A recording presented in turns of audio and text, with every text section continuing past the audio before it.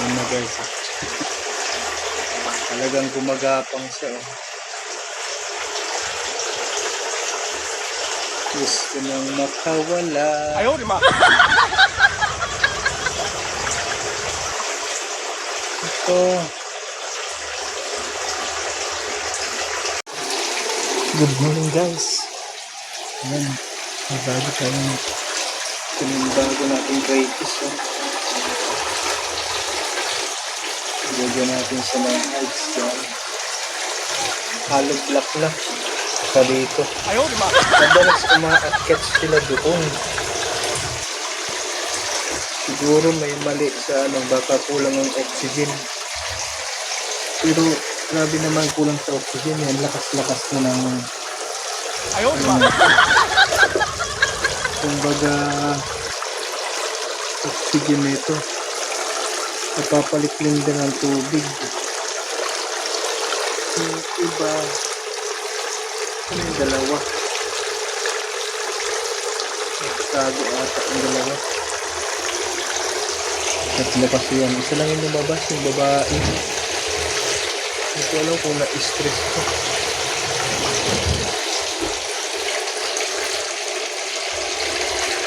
Dapat naka-hide na siya.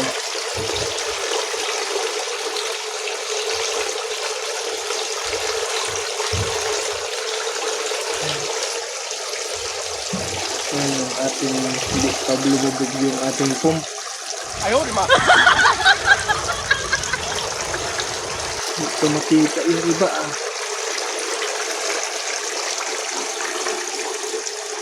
Kaya nakatago dito sa talisay. Wala ko ba ito yung babae? Ano yung babae nga ito? Ito yung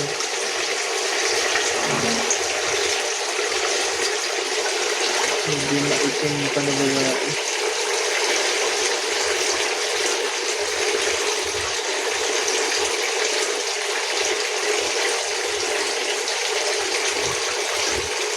Babae nga yan.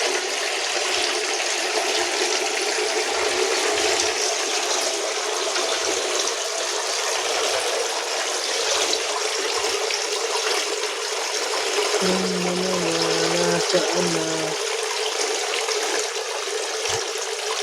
Tago ata.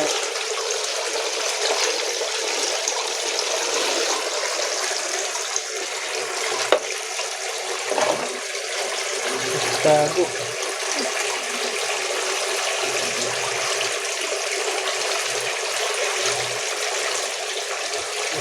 Guys. Sana dumami ang crayfish na yan. Naka-survive na sila. Survive na sila ng 1 week. Kasi yung unang crayfish natin, namatay yung 6. Ngayon, 3 na lang sila. Sana mag-survive yung 3. Sana yung 2. Tago ata yung 2.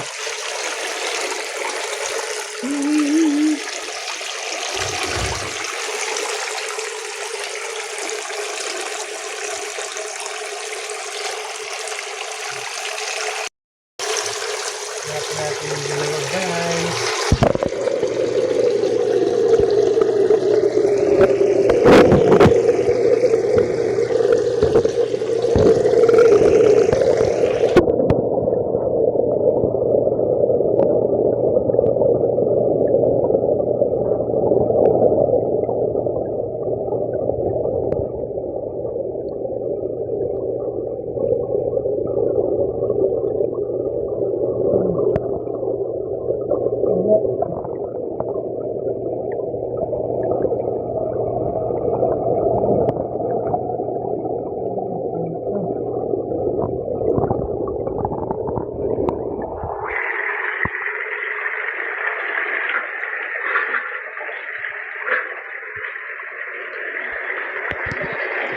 Hindi makita yung 2. Hindi kaya nandito. Baka nandito kay dito. Biglang nawala Isa lang yung nakalabas. Sila yung nandito.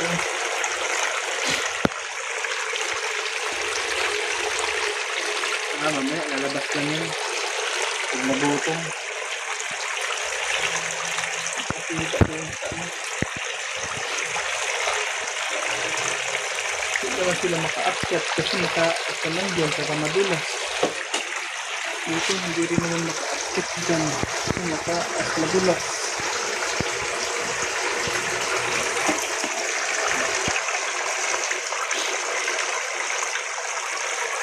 Dapat pala ito, pinapailis talaga ito.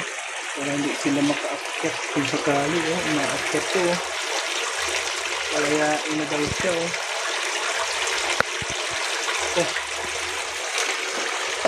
Ito nang lumaya.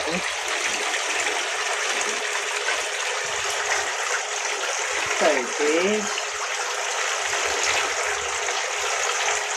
Ito nang malumaya.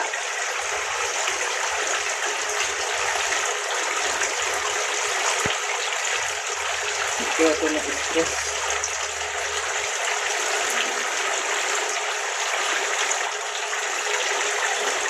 Yung dalawa.